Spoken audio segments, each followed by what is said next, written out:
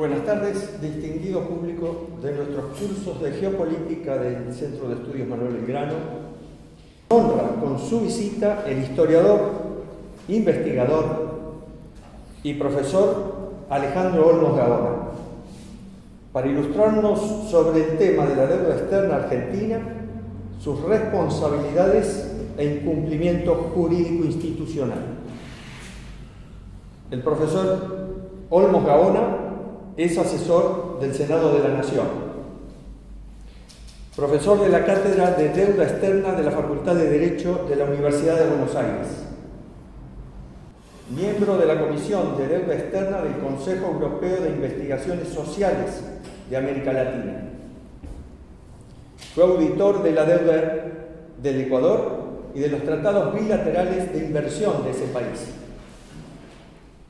Fue asesor del presidente del Ecuador, Rafael Correa. Ha escrito libros sobre la deuda externa, La Compañía de Jesús y Simón Bolívar, además de numerosos artículos en revistas del país y del extranjero. Sin más dilaciones, le cedemos la palabra al profesor. Muchas gracias.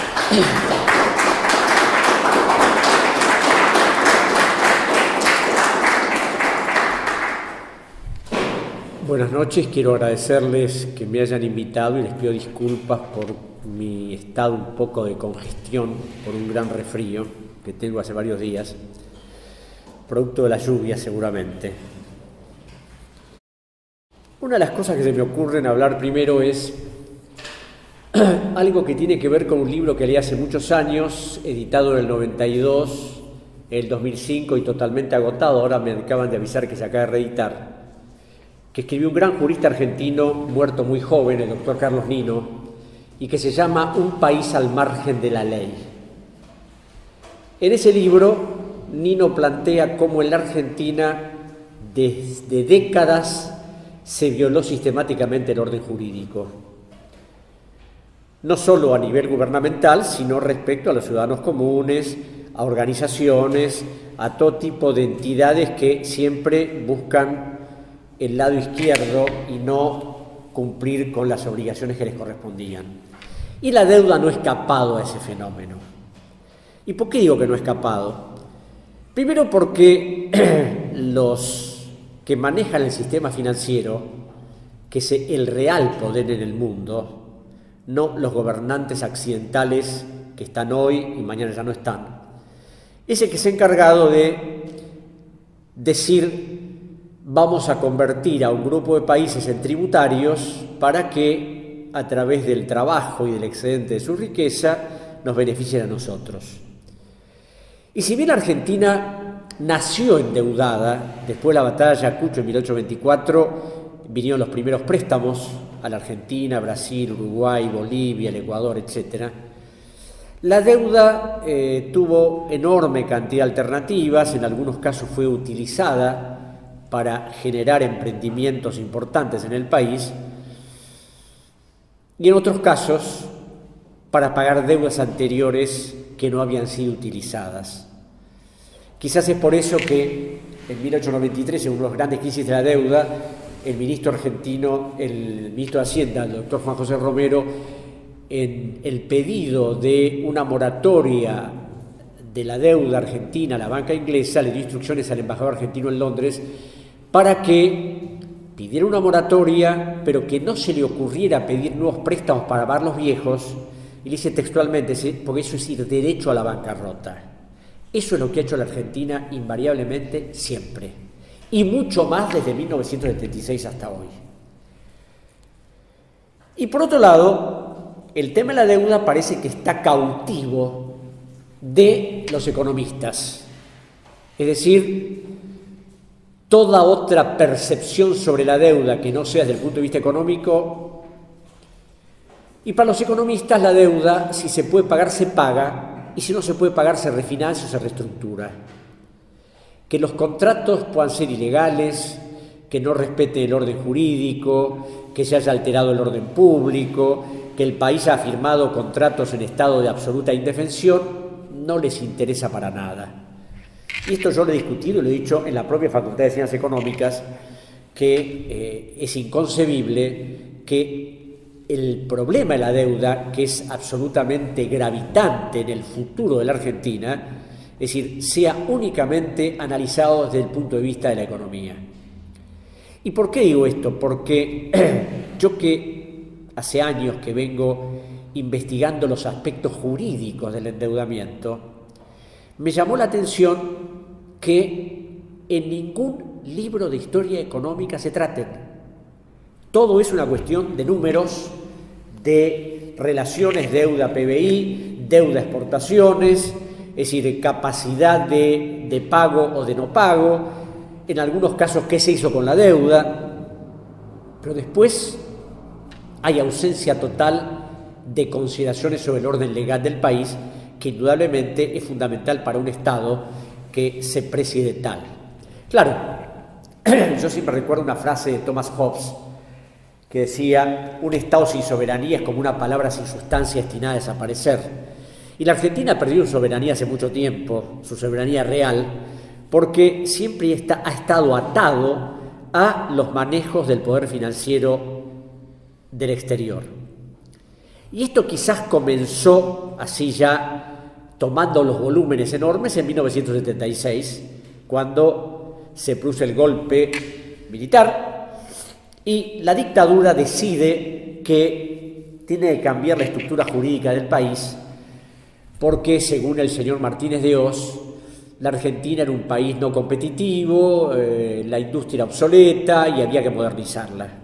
Entonces lo primero que hace la dictadura es modificar el Código de Procedimientos, el Código Procesal Civil y Comercial, por el cual decide prorrogar la jurisdicción a favor de jueces extranjeros. O sea, a partir de ahí la Argentina podía ser sometida a cualquier jurisdicción. Claro, esto tenía un antecedente que ninguno de los funcionarios en ese momento me lo quiso explicar.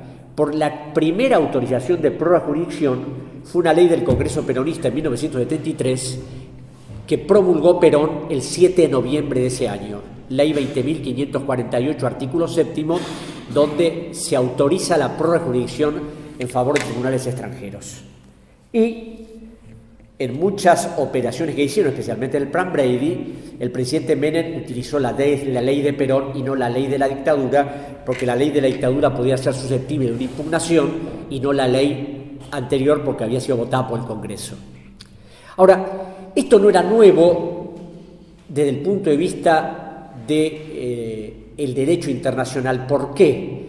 Porque hacía muchas décadas anteriores se había discutido esto, si los estados eran soberanos totalmente o no, a punto tal que la Cámara de Casación francesa en 1946 había rechazado esto, diciendo que el tema de la inmunidad total era un privilegio de los monarcas, que el Estado, cuando actúa en funciones comerciales, ya no puede ser sometido a otras jurisdicciones, y a partir de ahí empezaron a movilizarse una serie de ideas, naturalmente fogoneadas por los que prestaban la plata, y es así que hay una famosa opinión de Tate, del Procurador General de los Estados Unidos, que informó al gobierno norteamericano que había que hacer una distinción en los que eran actos de iure imperi, actos por el cual el Estado actúa en su carácter de Estado soberano, y otros, los actos de iure gestionis, o sea, cuando el Estado emite bonos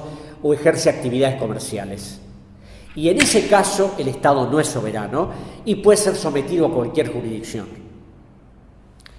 Y esto empezó a andar y simultáneamente tuvo una estructuración concreta durante la década del 70, cuando empezaron los préstamos de los bancos norteamericanos a los países latinoamericanos, asiáticos, etc. Fue así que, contrariando su jurisprudencia, los Estados Unidos dictaron la Sovereign Foreign Immunity Act, que es la ley de inmunidades soberanas, donde establecieron claramente que un Estado que renuncia a su jurisdicción puede ser sometido en los tribunales de los Estados Unidos en actos que consideren iure gestionis. Eso lo hizo Gran Bretaña en 1978 y a partir de ahí varios países, y la Argentina en 1994. Ahora, la dictadura no solo modificó el Código Procesal, dictó una ley de inversiones extranjeras para favorecer las inversiones extranjeras, dictó una ley de entidades financieras para favorecer al sistema financiero, que determinó la creación de cajas de crédito, de bancos, que produjeron una enorme crisis muchos años después, reformó la Carta Orgánica del Banco Central y, de alguna manera, planteó las bases de todo lo que sería el sistema jurídico posterior.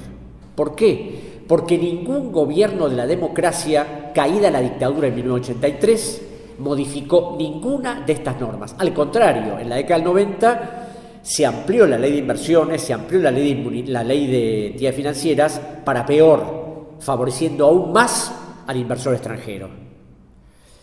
Y eso determinó una enorme cantidad de condicionamientos. ¿Por qué?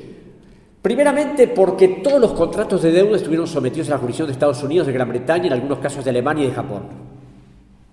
Es decir, que en cualquier tribunal de esas jurisdicciones la Argentina podía ser enjuiciada.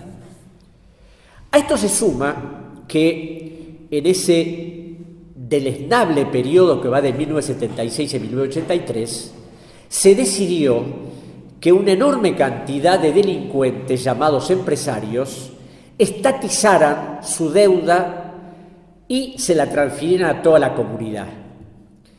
Y si bien en los libros de historia económica se habla de estatización de la deuda como una maniobra, como una decisión desafortunada del gobierno, como algo cuestionable, si entramos dentro de la teoría, y es materia opinable, porque por supuesto un gobierno puede estatizar la deuda de una empresa si la empresa se encuentra en problemas, si puede despedir gente y crear un grave problema social.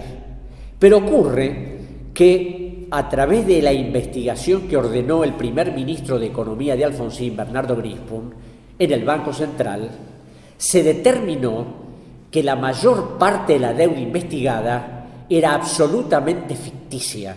No eran deudas reales de las empresas, sino deudas que habían constituido para enriquecerse ilícitamente.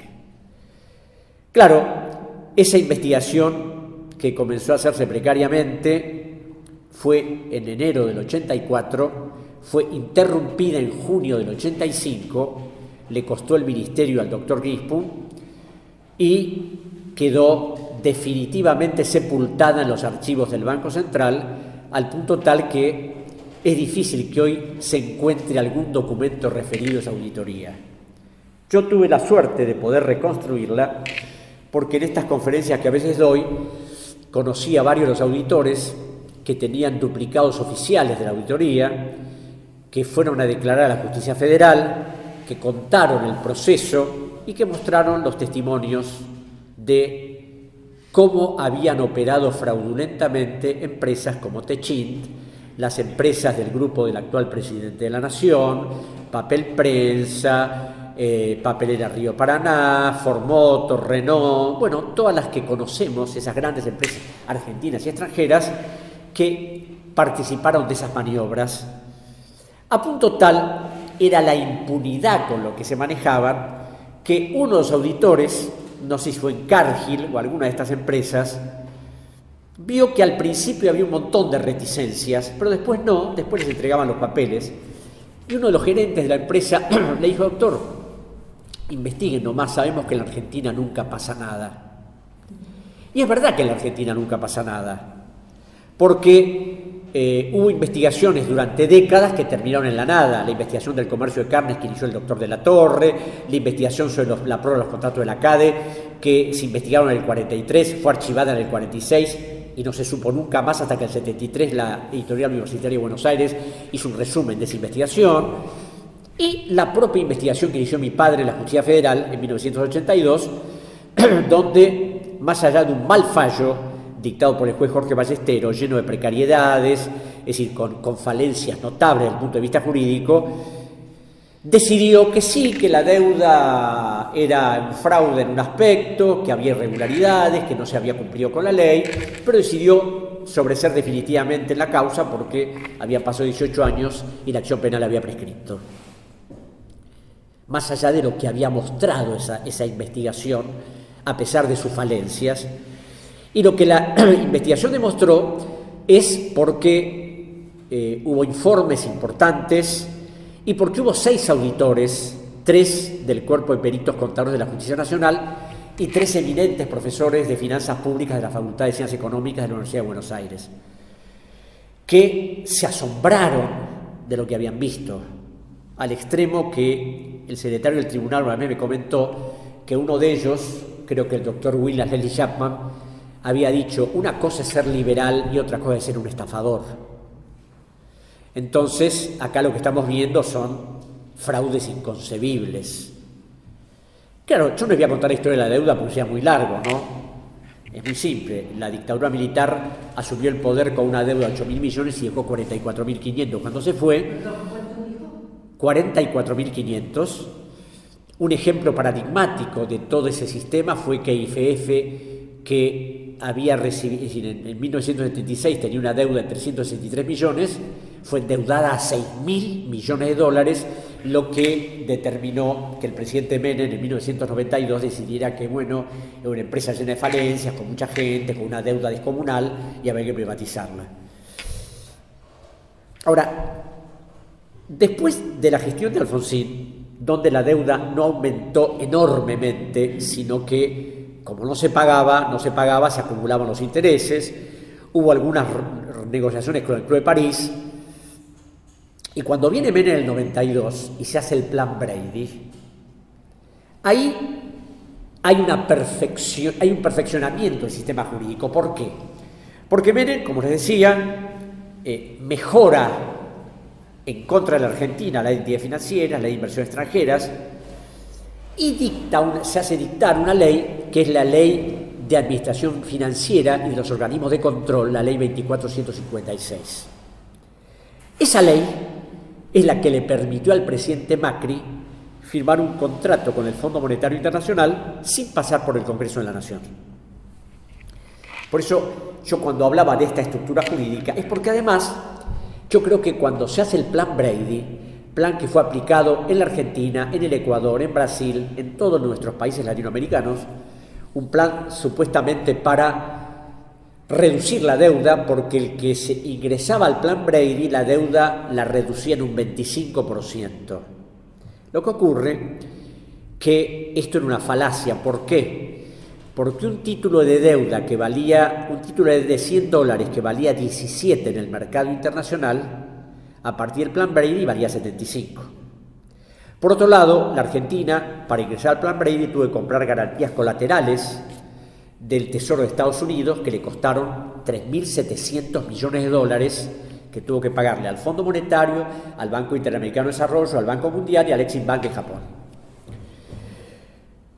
Y además, porque en el Plan Brady, cuando uno lo analiza desde el punto de vista jurídico, nadie, excepto yo, en algunos trabajos, en un libro que se va a salir dentro de poco, he hecho una disección del plan, porque además lo hice también en Ecuador, los comparé, al Brady ecuatoriano y el argentino, eran idénticos, porque cuando JP Morgan preparó la estructura del plan, lo aplicó en todos los lugares de la misma manera, no solo en la Argentina. Y la curiosidad de este plan, lo notable de este plan, es cómo un país no solo prorrogaba su soberanía, renunciaba a cualquier derecho de defensa que tuviera ante cualquier conflicto. Yo a veces cuando en la Facultad de Derecho comento estas cosas, los chicos me miran como dijeran: Olmo está medio loco, porque en un contrato que un país diga que acepta que para cualquier litigio su domicilio lo constituye en el Banco Nación en Estados Unidos y en Londres, pero además constituye domicilios alternativos en instituciones financieras controladas por los acreedores, que además de eso acepta ser notificado por correo, pero además acepta también que si no recibe ninguna notificación va a quedar notificado de pleno derecho, cosa que no resiste el menor análisis jurídico, donde además el Estado acepta pagar los honorarios de los abogados, de los operadores, de los comisionistas, de todos, donde además dice que en caso de que los operadores, los que manejan la estructura del plan, actúen con negligencia, mala fe o mala conducta, el país renuncia irrevocablemente a hacer cualquier cuestionamiento en ese sentido. Y sería muy largo todas las cláusulas. Hay una cláusula, cerró el broche en todo este plan notable, que dice que si ese contrato fuera nulo, ilegal o no ejecutable, la República Argentina renuncia irrevocablemente a pedir la nulidad, la no ejecutabilidad del contrato. Es decir, atados de pies y manos. Pero como los acreedores, contrariamente a lo que muchos ingenuos suponen en la Argentina, son personas avesadas, que saben manejar la estructura jurídica, decidieron que las opiniones jurídicas obligatorias que tenía que tener ese contrato, como tienen muchos contratos que celebra la Argentina, no solo de deuda, sino como el que se firmó con Chevron y Down en Vaca Muerta, tienen que tener la opinión legal del Banco Central, del mayor letrado del Banco Central y del Procurador del Tesoro de la Nación, que es el abogado del Estado Nacional. Yo siempre recuerdo que leyendo el dictamen de los abogados norteamericanos de la Argentina, el estudio Cleary, Gottlieb y Hamilton, me llamó la atención que los términos del dictamen los había leído en otra parte, cosa que era absolutamente imposible porque yo recién lo estaba viendo. Entonces agarré los dictámenes de los abogados ingleses de la Argentina, los abogados que tiene la Argentina en Gran Bretaña, los abogados que tiene la Argentina en Japón, en Alemania, y los puse y eran todos exactamente iguales. Ahora, ¿cómo era posible que los abogados norteamericanos usaran el mismo lenguaje que los japoneses, los alemanes y los franceses? Y por muy simple, porque la minuta de cómo debían dictaminar esos abogados había sido redactada por los abogados de los acreedores.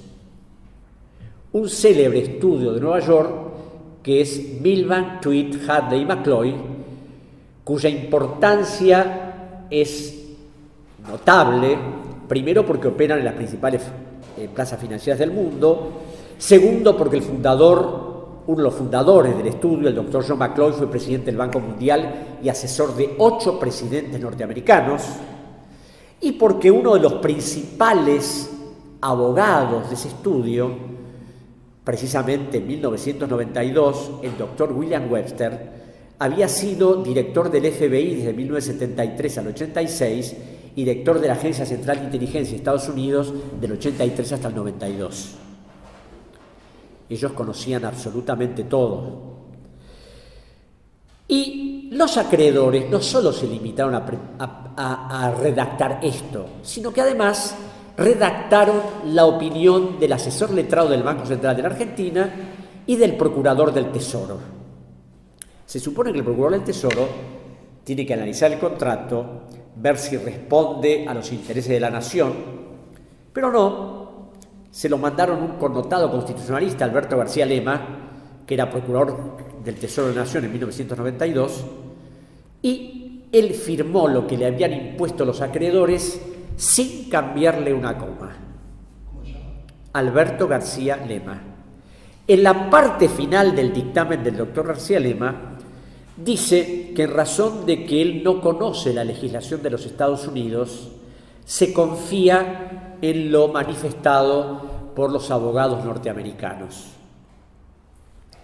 Uno podría preguntarse, en una reestructuración de deuda de $32.000 millones en 1992, este prestigioso jurista se puede haber tomado el trabajo de, en un mes y medio, la legislación norteamericana no es codificada, entonces podía haber los precedentes, los dictámenes de la Corte, pero no, era más cómodo, a ver, traigan esto, que ahora precisamente he pedido a la Justicia Federal que diga si efectivamente lo firmó el 7 de abril o el 4 de abril en Nueva York en 1993, como dice el dictamen, y no lo firmó en Buenos Aires sin haber estado en Estados Unidos en ese momento, ¿no? Es decir, es un dictamen que es el claro ejemplo de falsedad ideológica, además de incumplimiento de los deberes de funcionario público.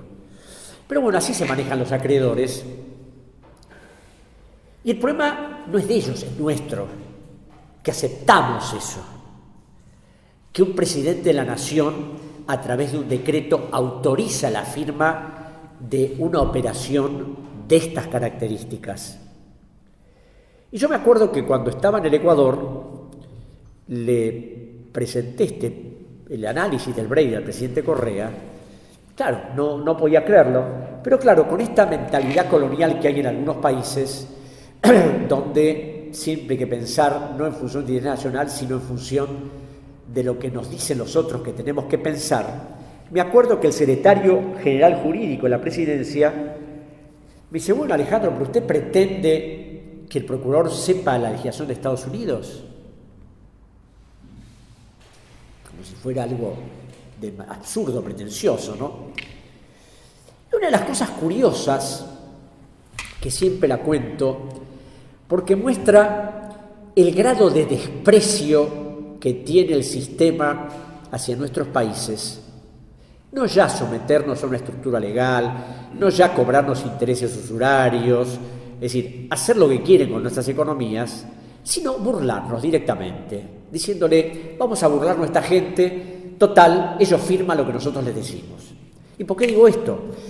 Porque en el contrato de prenda colateral, que es el contrato que garantizaba la operatoria Brady, era un contrato donde los agentes de los acreedores eran JP Morgan y el Citibank, y todas las cláusulas eran a favor del acreedor, excepto una, que en el derecho romano-germánico es lo que se llama el rebus sistantius, o la teoría de la imprevisión, y en el derecho anglosajón se llama hardship, que es el derecho por el cual, si cambian las circunstancias exteriores, las partes involucradas en algún tipo de contrato pueden solicitar el reajuste de la obligación o la rescisión del contrato. Entonces, ¿por qué digo que es una burla?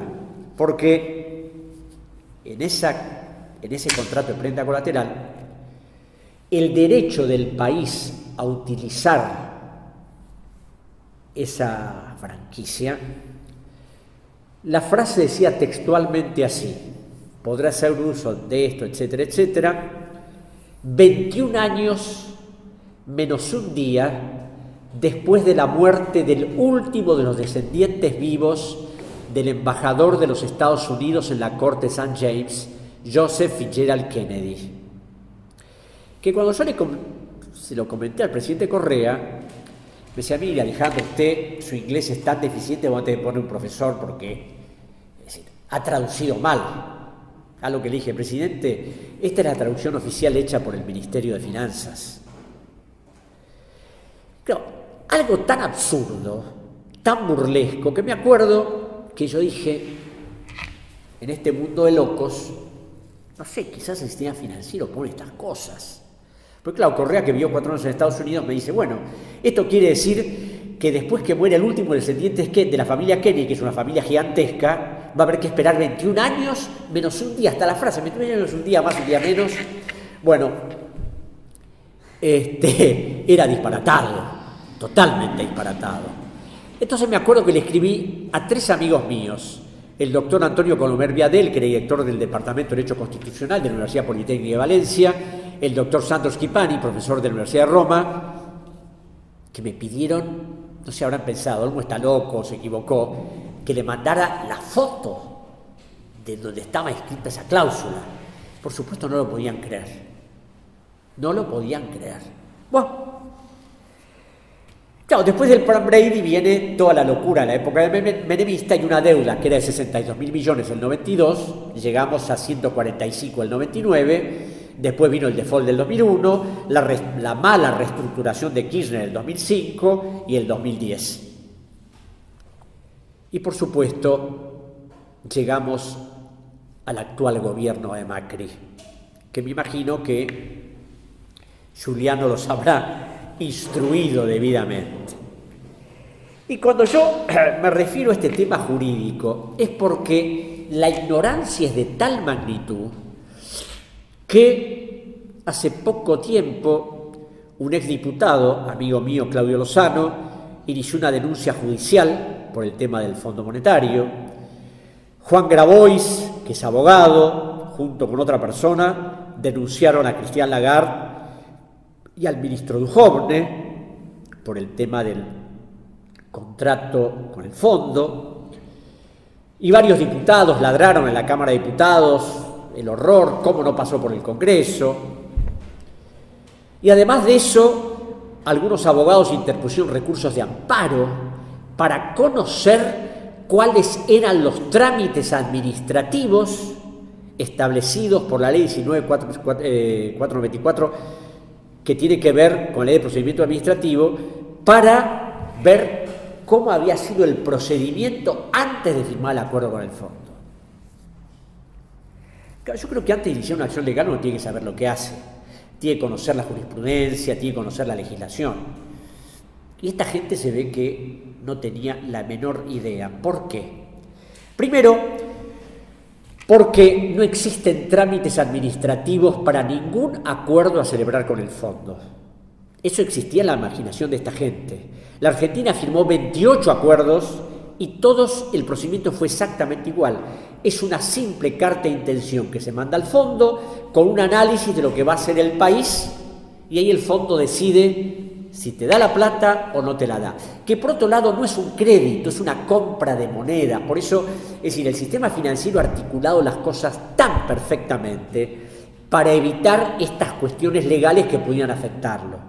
Entonces, no es que el fondo le da a la Argentina $57.000, que es el monto total. No, el fondo le da a la Argentina derechos especiales de giro, que es una canasta de 4 monedas, pero no es que le da la plata, la Argentina compra, se obliga a comprar esa moneda y a pagarla en moneda nacional o en moneda extranjera. Pero además de eso, hay otro tema, que la ley dictada por Menem en 1992, la 24.156, establece en su artículo 60 que todas las operaciones de endeudamiento deben pasar por el Congreso de la Nación y estar fijadas en la ley de presupuesto del año donde se va a pedir el crédito, excepto los préstamos que celebre el Estado Nacional con organismos multilaterales de los que forme parte. Ergo, el Fondo Monetario, el Banco Mundial, el Banco Interamericano de Desarrollo. Pero además de eso, como la carta de intención está firmada por el ministro de Hacienda y por el presidente del Banco Central, esa ley exime de su aplicación al Banco Central de la República Argentina. Por si esto fuera poco, el Banco Central de la República Argentina, en su artículo primero, establece en su carta orgánica que no existe ninguna norma que pueda afectar las disposiciones del banco. Es decir, el banco, como no depende del Poder Ejecutivo, es un organismo autárquico, más allá de que el presidente le dé una orden, pero que no quede escrita. Y a esto se suma, a esta, que la ley complementaria permanente del presupuesto, que fue modificada varias veces, especialmente en la década del 90, establece que el ministro de Finanzas, el ministro de Economía, ahora ministro de Hacienda, tiene facultades para hacer ese tipo de acuerdos. Ahora bien, el caso del fondo es un caso muy notable que tiene que ver con esta estructura del mundo financiero, porque yo cuando leía las denuncias de Grabois contra Lagarde y Duhovne decía, realmente, ¿cómo es posible que este tipo se haya recibido abogado, no? Porque el Fondo Monetario tiene más inmunidades que un Estado soberano. Si la Argentina tiene un problema con un país limítrofe, con Bolivia, Uruguay, Paraguay, o con algún otro país, para dirimir sus diferencias puede ir a la Corte Internacional de Justicia de La Haya. En el caso de que haya un problema con el fondo, la Argentina no puede ir a ningún lado porque el fondo tiene inmunidades totales ante cualquier legislación de cualquier país y, por supuesto, tampoco puede ser sometido a juicio en la Corte de Justicia de La Haya. Pero no solo tiene inmunidades totales, yo diría impunidades, sino además tiene inmunidades en cuanto a toda la documentación que firma. Son absolutamente inviolables los archivos del fondo. Y por si esto fuera poco, tienen esa inmunidad, es extensiva a todos los funcionarios y operadores del fondo y, por supuesto, a la Junta de Gobernadores. Y da la casualidad que el ministro Duhovne era gobernador del Fondo Monetario en representación de la Argentina, de Chile y de Bolivia. Por lo cual tenía plena inmunidad ante cualquier... Claro, el otro día en la Facultad de Derecho algunos me decían, bueno, no, pero como era ministro de Hacienda, sí, era ministro de Hacienda, pero esto lo firmó. Es decir, y además como gobernador del fondo tiene inmunidad, ¿y dónde lo van a enjuiciar? ¿Acá en la Argentina? ¿Y cómo lo van a enjuiciar? Porque por otro lado, desde el punto de vista de la ortodoxia financiera, es un contrato que no puede ser materia de ninguna impugnación, porque está de acuerdo con la Ley de Administración Financiera, con la Carta Orgánica del Banco Central, con la Ley Complementaria Permanente del Presupuesto, o sea, y además con la estructura con la que se maneja el fondo. Pero algunos me han dicho, bueno, pero ¿qué pasa? El Fondo Monetario, en su artículo 6º, no puede prestar dinero, lo dice el artículo 6º, a países que fugan capitales. Y la Argentina recibió hasta ahora 45.000 millones del fondo y se fueron más de 35.000. Entonces uno podría inferir que, no, como dice toda la militancia y la oposición, toda la plata y la oposición al gobierno, la plata del fondo se fugó. ¿Y cómo vas a saber si se fugó justamente la plata del fondo? Si el Banco Central tiene una enorme cantidad de activos por otro lado, que por supuesto se han desbarrancado. En este momento el activo del fondo son 48.500 millones de dólares. El Banco Central, como dijo el otro día la CUNSA, pagó deudas anteriores, pero decir eso y no decirlo es lo mismo, como decir la plata se fugó. Y a ver, ¿cómo pueden determinar que lo que vino del fondo es lo que se fugó? Imposible. ¿Por qué? Porque toda la estructura, el sistema financiero la ha diseñado para que esto funcione así. Para que no estemos en un total estado de indefensión y no nos quede otra alternativa que refinanciar, reestructurar, renegociar y todos los que se les ocurran. Y el pobre Alberto Fernández, que asume la presidencia de la Nación, no le va a quedar otra que decir, bueno, en vez de pagar dentro de 3 años, y bueno, 10 años, que no se acuerden facilidades extendidas. Es decir, claro, el tema es que los acuerdos con el fondo son acuerdos que no tienen que ver con un encarecimiento de la deuda, porque el fondo cobra muy poco interés, porque por otro lado la estructura determina que la Argentina es miembro del fondo, no es un usurero particular. El problema del fondo son los condicionamientos que impone el fondo. Es decir, el fondo presta plata y dice, bueno, pero hay que hacer esto. ¿Y en qué se traduce eso? En restricciones a la legislación laboral, en suprimir gastos del Estado que son importantes. Es decir, empezar a monitorear la política de un país. Por otro lado, el fondo tiene como principal contribuyente al gobierno de los Estados Unidos, que además es el único que tiene poder de veto por la cantidad de acciones que tiene el fondo. Por supuesto, y esto hay que tenerlo bien en cuenta, a veces no han coincidido el fondo con los Estados Unidos. Es decir, no es que, como dicen algunos, el fondo es un instrumento de Estados Unidos. No, a veces puede ser y a veces no. Porque muchas veces el gobierno ha dicho, hagan tal cosa y el fondo dijo no. Es decir, eso depende de quién lo maneje, porque bueno, el director gerente del fondo generalmente no, siempre lo elige, es de un país europeo. Entonces, a veces hay algunos cortocircuitos. Lo curioso es que este préstamo del fondo, a mi juicio, esto es por supuesto muy subjetivo, fue un préstamo político, no económico, porque de alguna manera la influencia de Estados Unidos quiso sostener al gobierno de Macri por un interés claramente geopolítico, y por eso decidieron darle semejante suma de dinero. Ahora, ¿por qué digo esto? Porque la situación económica de la Argentina, cuando se dio este préstamo y mucho antes, ya era muy mala. No mala porque lo dijera el fondo, mala porque lo sabía el gobierno, mala porque el gobierno además sabía que a través de lo que estaba haciendo iba a pasar esto. Yo cuando veo que, y no pasaron cosas, esas cosas que dice Macri, y acá casualmente les voy a leer, pues si bien yo tengo bastante buena memoria, pero hay cosas que a veces me olvido. ¿Ustedes se acuerdan cuando se emitió el bono a 100 años? Bueno, claro, un país que no sabe lo que va a pasar la semana que viene, se le ocurre emitir un bono a 100 años. Bueno, en el bono a 100 años había una particularidad realmente muy notable que la tengo acá.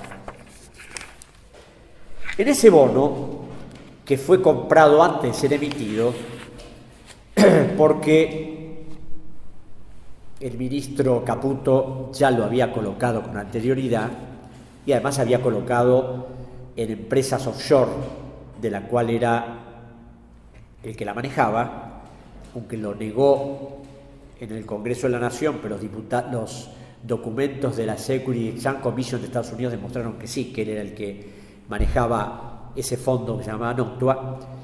Bueno, en ese bono, el anexo de ese bono, había una advertencia a los acreedores de lo que era la situación argentina en ese momento. Cuando uno lee cualquier bono emitido por el Estado, ve que el Estado habla de su situación económica, de las perspectivas que tiene maravillosas, del desarrollo de la industria, porque lógicamente, si quiero que esos bonos los compren en otros países, necesito mostrar que la situación es... Pero bueno, en el Inclosur, que es la advertencia que figura en el bono, el gobierno decía esto es del año junio de 2017, y decía el gobierno: existe incertidumbre y riesgo sobre el futuro económico debido a la inflación y a la volatilidad del sistema cambiario. Puede haber menos crecimiento económico y reducción de las reservas del Banco Central. Puede haber reducción de la inversión extranjera, lo que privaría a la Argentina del capital necesario para el crecimiento económico. Puede haber hostilidades internacionales e incertidumbre política respecto a las elecciones de 2017. Puede haber inestabilidad política, social y económica en el futuro. El gobierno no puede garantizar los impactos causados por las medidas implementadas en el país. El aumento del gasto público del gobierno puede tener efecto adverso, significativo y consecuencias negativas por largo tiempo en las perspectivas económicas de la Argentina. El gobierno desconoce cuáles serán los resultados de las medidas implementadas en el sector energético y sus repercusiones. El riesgo de no hacer frente adecuadamente a los riesgos reales del deterioro institucional puede afectar adversamente a la economía y la situación financiera de la Argentina.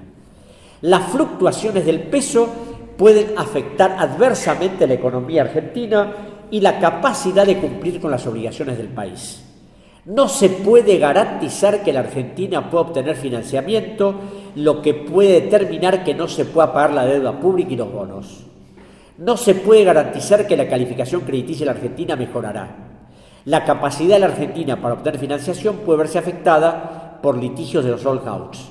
Esto es de junio del 2017, cuando todavía no había crisis cambiaria, ni el dólar se había disparado, pero ya el gobierno sabía que esto era lo que iba a pasar. ¿Por qué? Porque las medidas económicas implementadas, y esto además de saberlo el gobierno, lo sabía el fondo, porque en el informe, el artículo 4 del mes del año 2017, el fondo plantea todas las modificaciones que había que hacer para que esto cambiara. Ahora bien, cuando uno habla de la deuda de Macri, equivocadamente, porque sí, la deuda la emitió Mauricio Macri, pero la deuda es responsabilidad de toda la dirigencia política con representación parlamentaria, porque Macri no ha emitido un solo bono que no haya sido autorizado por ambas cámaras del Congreso de la Nación, por lo cual son corresponsables de eso. Pero además de ser corresponsables, dicen, bueno, pero ¿y el préstamo en el fondo no pasó por el Congreso? Claro, no pasó por el Congreso porque las cámaras no quisieron que pasara por el Congreso. ¿Y por qué digo esto? Porque la ley 2456 de Administración Financiera es una ley del año 92, como les decía. Cuando en 1994 se dictó la Constitución, se estableció que la legislación delegada caducaba a los 5 años. Es decir, que esa norma hubiera caducado en el año 1999. pero empezó a ser prorrogada y prorrogada y prorrogada y prorrogada, y en el 2014 ambas cámaras del Congreso, controladas por el kirchnerismo, la declararon válida cuando se aprobó el digesto jurídico argentino, que es la compilación de todas las leyes del Estado, desde las leyes que tienen efectividad. Ese Congreso kirchnerista no solo aprobó esa ley, sino aprobó una enorme cantidad de leyes de la dictadura militar. Entre ellas, una ley que autoriza al presidente de la República a vender bienes privados del Estado. Pero claro, cuando va a los programas de televisión, ahí dice cualquier cosa, pero cuando llega el momento de votar, vota total. ¿Quién se entera cómo votó tal diputado o tal otro? Por eso ellos son responsables de que esa ley permaneciera y, en consecuencia, que un préstamo de magnitud enorme como el fondo jamás prestó una suma a ningún país soberano como la que prestó la Argentina en 2018, no pasara por el Congreso. Por eso ellos son responsables. Y además son responsables de que toda la estructura jurídica no haya cambiado. En mi carácter de asesor de la Cámara de Diputados, del 2009 al 2013 y del Senado de 2014 hasta ahora, redacté proyectos de ley para cambiar esa legislación, para anular una serie de leyes que lamentablemente afectaban a la Argentina, como la ley de entidades financieras, la ley de inversiones extranjeras. Jamás fueron tratados ni siquiera en comisión, a pesar de tener la firma de varios legisladores.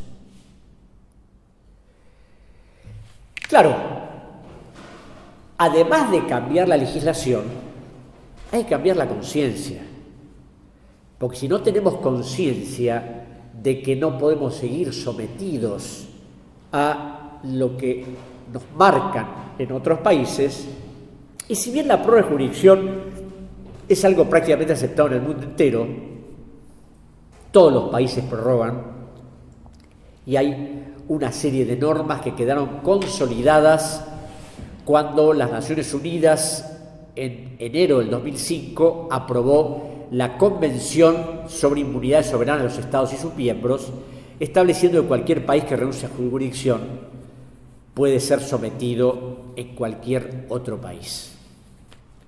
Pero, si bien yo que he estudiado minuciosamente el tema, estimo que sería hoy prácticamente imposible cambiar eso, he hecho un distingo muy claro, que una cosa es que un Estado emita un bono que se puede cambiar al mercado internacional, y hablamos hoy del Brady. El Brady fue cambiar la deuda que tenían un conjunto de bancos por una enorme cantidad de bonos que fueron repartidos en todas partes, donde uno en este momento no podía saber a dónde fueron a parar. Los bonistas italianos, los plomeros norteamericanos, en fin. Ahora bien, si bien es difícil, porque todos los países del mundo han aceptado la prórroga, todos, lo que hay que hacer es la distinción, que no es lo mismo cuando un gobierno emite un bono a cuando hace una reestructuración de su deuda pública. Cuando hace una reestructuración de su deuda pública, está ejerciendo su soberanía, está limitando derechos, y en consecuencia ahí, a mi juicio, no corresponde ningún tipo de prórroga, ninguna renuncia a la inmunidad que tiene el Estado. Lo que pasa que esto es hecho habitual, y además de la habitualidad, desde el punto de vista de la política, se manejan estas cosas con mucha mala fe. Y se manejan con mucha mala fe de acuerdo a la idea política que cada persona tenga. ¿Y por qué digo esto? Porque hace 2 años el doctor Eduardo Bacesat, el doctor Aristides Corti y el doctor Jorge Cholvis iniciaron una denuncia contra Macri por traición a la patria y otros delitos por haber supuestamente hipotecado los recursos naturales. Cuando yo le escribí a estos 3 letrados, uno de ellos lamentablemente fallecido, muy amigo mío, el doctor Corti, que era profesor titular de Derecho Tributario, Bacesat no me contestó y sigue despilfarrando en los medios semejante mentira, de que Macri había hipotecado los recursos naturales. ¿Y por qué lo hizo? Porque en los decretos de emisión de deuda del presidente Macri se establece que el Estado renuncia a su inmunidad soberana con excepción de una serie de cosas que se preservan. O sea, el Estado no renuncia a la inmunidad respecto a los bienes de las representaciones diplomáticas, las reservas de libre disponibilidad, es decir, los bienes militares, una serie de... Y hace mención a 2 artículos del Código Civil, pero no dice una palabra del 227, que es el artículo donde hace referencia a los recursos naturales de la nación. Entonces, dicen, como él no citó eso, quiere decir que lo dejó como garantía. Ahora, que una persona que ignora el derecho lo sostenga es una cosa, pero un constitucionalista de años como Barcesat o como el doctor Corti, Macri no puede hipotecar lo que no es de él, porque los recursos naturales no son del Estado Nacional, son de las provincias, que a través del artículo 124 de la Constitución Nacional tiene el dominio originario y a través de la ley corta dictada durante la gestión Kirchner tiene la administración total de esos recursos. En consecuencia, no podía hipotecarlos. Y cuando hablo de la mala fe es porque da la casualidad que Néstor Kirchner, en el decreto 319 de marzo del 2004 y en el decreto 1735 de diciembre del 2004, hizo exactamente lo mismo que Macri, y Cristina en el decreto 563, cuando reestructuró la deuda del 2010, también dijo lo mismo. Y estaba bien que lo dijeran, porque no podían exceptuar un bien que no pertenece al Estado Nacional. Pero claro, se difunden estas cosas y la gente las compra. La compran los antimacristas y, como digo siempre, hay tantas cosas para cuestionar a este gobierno que no tiene sentido empezar a untar este tipo de cosas falaces que no responden, no resisten el menor análisis. Pero bueno, para redondear y no aburrirlos, es decir, toda esta estructura a la Argentina la pone en un gran estado de indefensión. ¿Por qué? Porque el estar condicionado al fondo determina que la Argentina hay que cumplir determinadas pautas. Y yo creo que cuando el doctor Fernández renegocie la deuda, y va a tener que aceptar algunas cosas porque si no...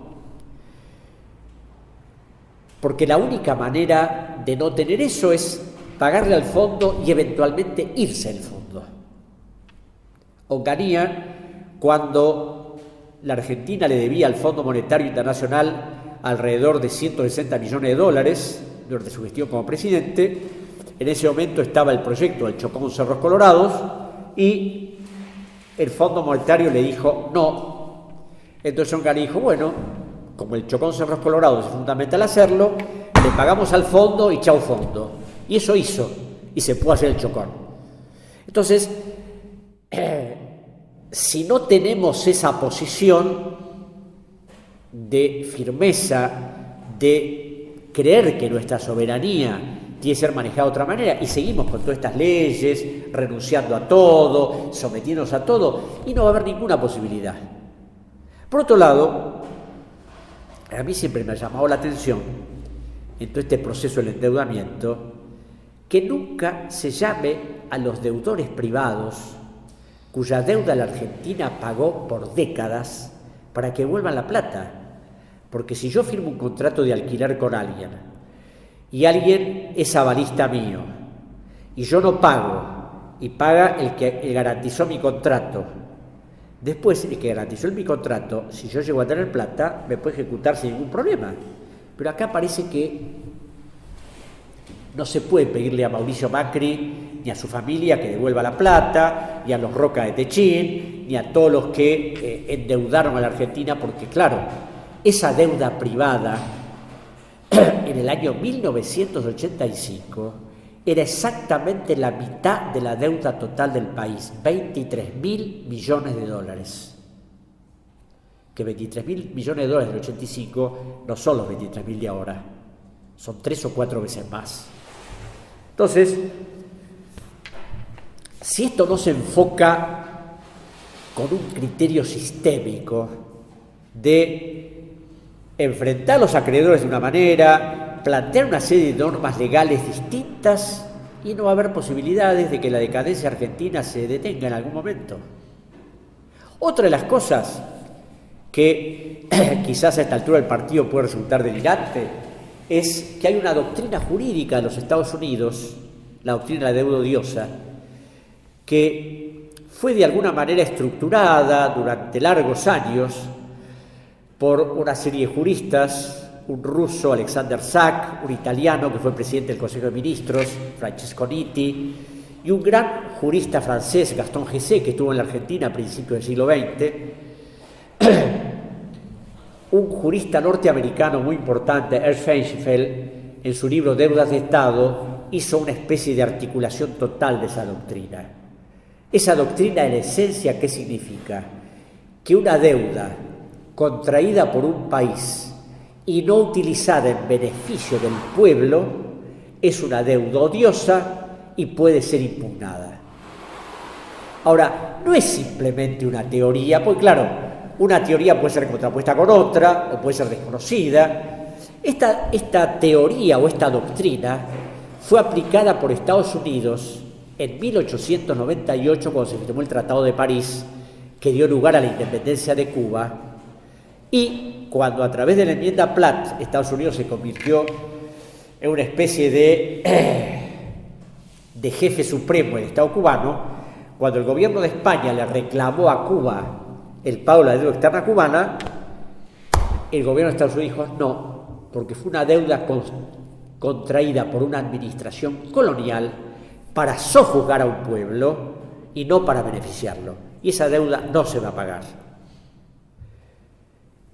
A esto se suma que muchísimos años después, en un conflicto entre el gobierno de Costa Rica y el Royal Bank de Canadá, se designó como árbitro al doctor William Taft, que había sido presidente de los Estados Unidos, era presidente de la Corte Suprema, donde él como árbitro dijo: esta deuda no se debe pagar porque fue una deuda contraída por un dictador, Federico Tinoco, para perpetuarse en el poder y no utilizada en beneficio del pueblo costarricense.